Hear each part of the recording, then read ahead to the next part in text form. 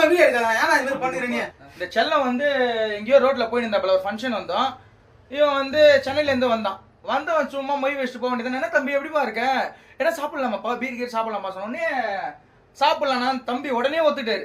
உடனே இல்லன்னு இது வரைக்கும் அவர் சரித்திரத்துல வேணாம்னு சொன்னதே கிடையாது. உடனே ஒத்துக்கொண்டு இப்போ வந்து சரக்கு அடிக்க போறாங்க. 500 ரூபாய் அவர் எடுக்கிறாரு. 500 ரூபாய் வேணாம், 2 ரூபாய் வேணுமா, 2000 எடுக்க சொல்றாரு. ஏன் இதே மாதிரி நீ எல்லாரும் தாக்கியம் அர்த்தனுக்குற? நீ ரொம்ப டார்ச்சர் பண்ணுகிறியா? உன்னதான் கேக்குறான். கூச்சப்படாதப்பா, நிமிருப்பா.